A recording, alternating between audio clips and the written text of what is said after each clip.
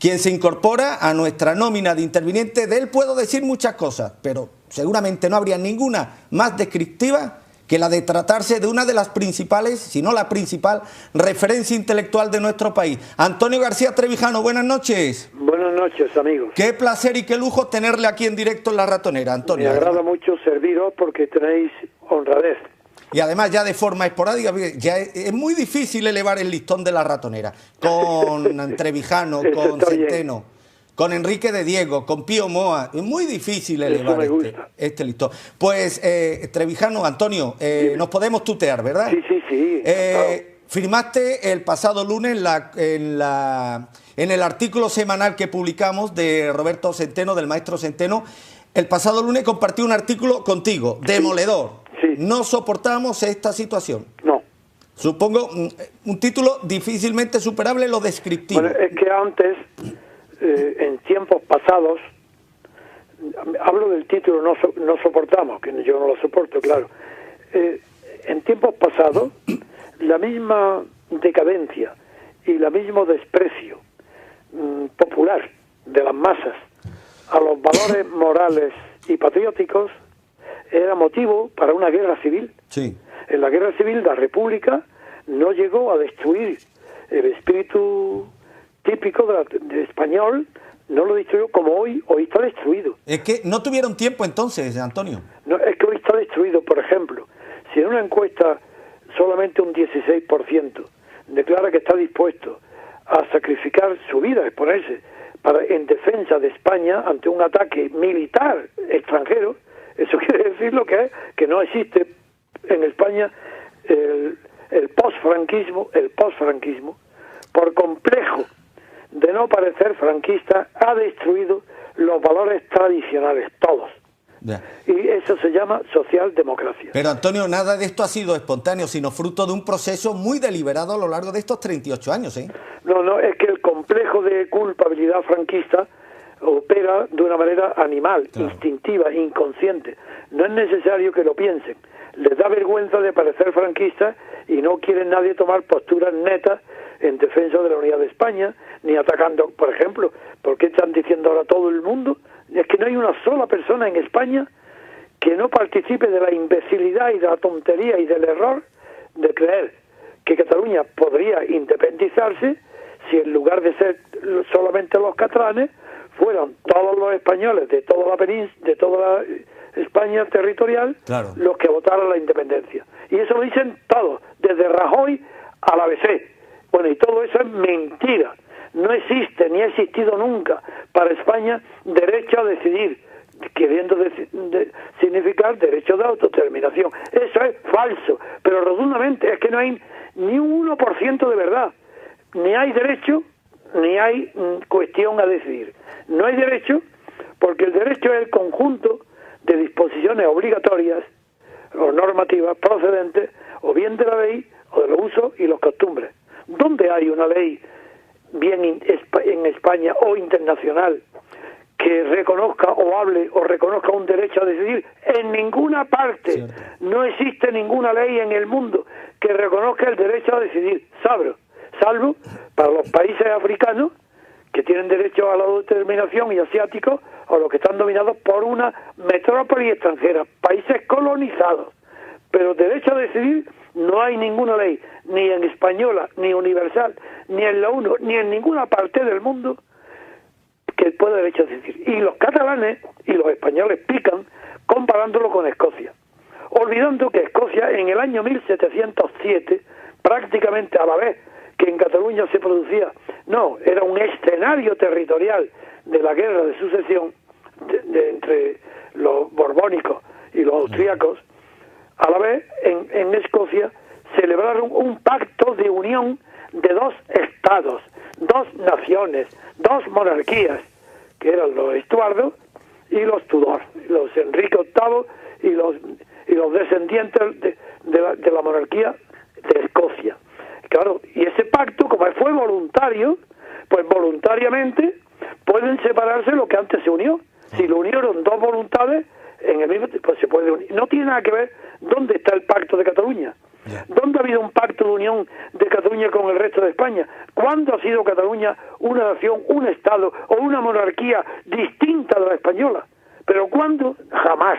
Por eso es una mentira. Oye, Antonio, ¿tú crees que estos conceptos que tú estás defendiendo esta noche los conoce, por ejemplo, Rajoy? En absoluto. No sabe ni una palabra de ellos. Pero ni una palabra. Hasta ahora he dicho que ese derecho no existe en ninguna parte. Ahora digo otra cosa más. Y cuando hablo de Rajoy, hablo de los magistrados del Tribunal Constitucional. Ni un solo magistrado del Tribunal Constitucional, ni un solo catedrático de la universidad, ni un solo profesor de Derecho Político o Constitucional sabe lo que yo estoy diciendo. Y lo que yo estoy diciendo es la verdad histórica y real. No hay ninguna ley en el mundo. Segundo tema.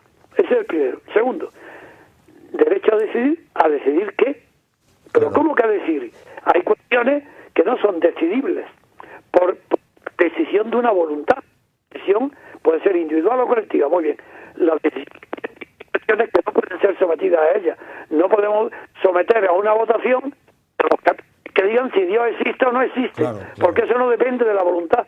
Bueno, pues lo decidible es solamente aquello que depende de la voluntad. Como no depende de la voluntad, sino que la historia, los sufrimientos y los cementerios de los padres, abuelos y bisabuelos de los catalanes enterrados en Cataluña formaron la unidad territorial y genética de España, este es el patrimonio, pues por eso no hay derecho a decidir, porque no hay cuestión decidible. Tiene que ver, la democracia no tiene nada que ver con la democracia.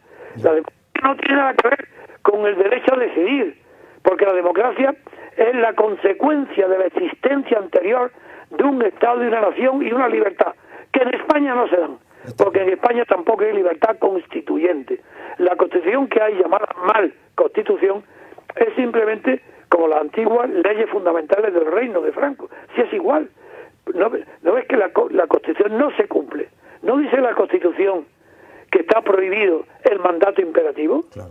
¿Acaso hay una sola ley de las 10.000, 20.000 o 100.000 que han sido aprobadas en los 30 años, una sola que no haya sido aprobada con el mandato imperativo de los jefes de partido? Oye, Antonio, ¿y qué grado de culpa y de responsabilidad en todo este proceso degenerativo que está sufriendo España ha tenido la monarquía borbónica?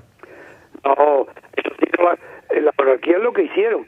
Don Juan Carlos, la monarquía no tenía ni ejército, ni voluntad propia, ni fuerza para imponerse. Claro. Esos fueron los franquistas que estaban en el poder a la muerte de Franco, los Gutiérrez Mellado, el ministro del movimiento, el jefe del ejército, el ministro de Asuntos Exteriores, todos esos pactaron con los traidores que me abandonaron en la República y se fue, me difamaron primero.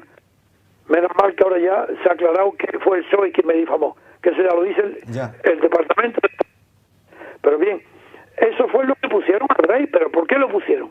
Para seguir yo en sus puestos, porque tenían miedo a hacer un periodo de libertad constituyente que está firmado, ese documento está firmado por todos los partidos, por socialistas, por comunistas, liberales, todos firmaron un documento que lo tengo yo aquí, en el mismo despacho que ahora mismo estoy hablando por el teléfono.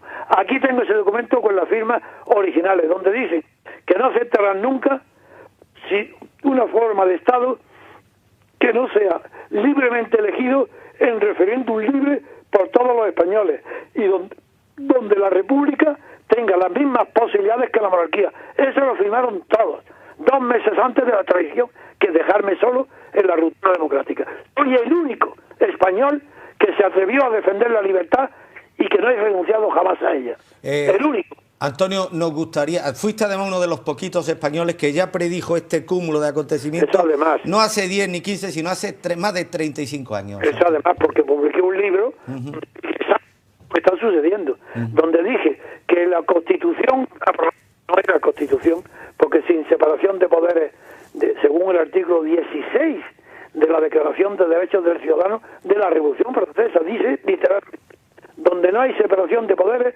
no hay Constitución. Por tanto, ¿qué separación de poderes aquí? Si Rajoy, por ejemplo, hoy con mayoría absoluta tiene la mayoría en el legislativo, en el ejecutivo y en el judicial. vaya separación de poderes. Lo he dicho al principio en la exposición inicial que hago al inicio de cada programa, que una de las consecuencias que nos ha llevado a esta situación, o el origen de que nos ha llevado a esta situación, fue precisamente una partitocracia totalitaria que ha convertido prácticamente en una utopía la división de poderes y que ha sometido al Ejecutivo el resto de poderes del Estado. Claro, porque eso se ha conseguido gracias a la corrupción. Claro. Y lo mismo que ahora con Blesa y se está descubriendo el pueblo, ¿no? Que todos, absolutamente todos los partidos, toda la clase política está corrompida por lo de la Caja Madrid. Sí. Exactamente igual pasó en el año 77, cuando se aprobó 78, cuando se aprobó la Constitución. Todos pusieron la mano para ser financiados por el Estado. Fíjate qué maravilla. Los partidos políticos pagados por el Estado. Entonces, Antonio, pertenecen al Estado. Aquí tal vez tendríamos la responsabilidad, el ejercicio de responsabilidad de ser optimistas, pero es que desgraciadamente a la luz de lo que tenemos no podemos ser optimistas. ¿Cómo podemos ser optimistas, Antonio, frente a una casta corrompida, frente a unas instituciones debilitadas, frente a un pueblo español intelectualmente castrado y acobardado? Ser optimistas es exactamente igual que ser idiota o buenísimo. Claro. Los partidarios del buenismo, esos son los que traen, los que han hundido a España. Entonces, Antonio, ¿qué nos cabe? ¿Qué podemos hacer las personas que, como tú, como en nuestro caso, todavía, gracias a Dios, no hemos perdido la conciencia de lo que está ocurriendo? No perder la esperanza en la libertad, es decir, no perder la esperanza en uno mismo. Ya que no hay esperanza ninguna en todos los que tienen puestos directivos, pues continuar luchando por la libertad política colectiva. Porque cuando se habla hoy de libertades, dice, claro que existen libertades, pero todas esas libertades que existen son consecuencias de derechos individuales. Claro. Hay derecho a esas libertades de asociación, reunión, libertad de prensa, tal. Pero lo que no hay es libertad de pensamiento, porque es una libertad colectiva, aunque se manifieste individualmente, y no hay libertad de pensamiento cuando es obligatorio el consenso. Bien. Si hay consenso, no hay libertad de pensamiento, porque todos se consideran obligados a estar de acuerdo, a renunciar a lo que cada uno es de verdad, profundamente, para ser como los demás. Y como ha triunfado la inmoralidad, el consenso es la decisión, el derecho a ser todos inmorales. Ese es el consenso. El derecho a ser inmorales todos. Aunque, Antonio, tendremos tiempo de abordar múltiples cuestiones en tus sucesivas intervenciones aquí en La Ratonera, pero antes de concluir esta jugosa entrevista, no me quiero sustraer a la tentación de preguntarte por algo que yo sé que te llega muy profundamente, el tema monárquico. Las razones que han imperado para la abdicación del rey Juan Carlos y que no se han contado. No, yo creo que ha sido un error de Juan Carlos y el mismo que padeció Rubalcaba.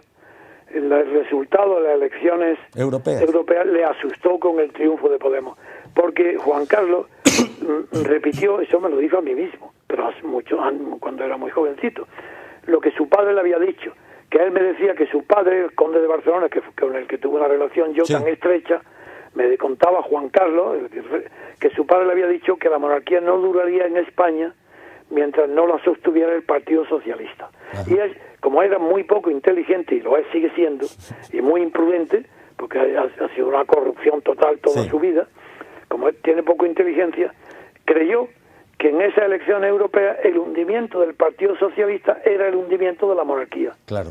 Y antes de que se hundiera la monarquía, prefirió salvar su inmenso patrimonio antes y abdicar en su hijo para que él ya darle una oportunidad a la monarquía que no fuera él, porque tenía miedo de ser revisado junto con el escandaloso enriquecimiento y la vida que ha llevado. Oye, perdona, tú tuviste una relación muy estrecha con el conde de Barcelona, el padre del rey Juan Carlos. ¿Qué hubiese dicho don Juan ante este panorama al que asistimos? Nada, hubiera dicho que eso no era la monarquía y nada, que era un fracaso, eso seguro, porque era un hombre honesto. ¿Se hubiera opuesto al actual modelo monárquico? No, él ya no, porque él renunció. Claro. Él renunció a la titularidad de la corona cuando ya no era necesario. Él renunció a ello cuando su hijo ya estaba apoyado por todo el mundo, por todos los partidos. Claro. Entonces renunció, hasta entonces sí resistió, después ya no. Hombre, hoy estaría con pena de ver a su hijo en plena corrupción, eso claro que le daría pena. Pues pero no haría nada. Un placer en lo informativo y también en lo compartir estos minutos de enriquecimiento en lo informativo, pero también en lo intelectual, insisto, con una de las principales referencias morales, intelectuales que tiene este país, que no es otro que el escritor, el filósofo, el político Antonio García Trevijano. ¿Te parece que reanudemos esta conversación la próxima semana, Antonio? Cuando queráis. Pues un abrazo y gracias por atenderme hasta siempre. Gracias a vosotros. Antonio García Trevijano. Palabras mayores, nueva incorporación de La Ratonera. Subimos el listón, seguimos aumentando el no hay, que no pueden con nosotros. Mira que lo intentan. Contra más nos atacan, más crecemos.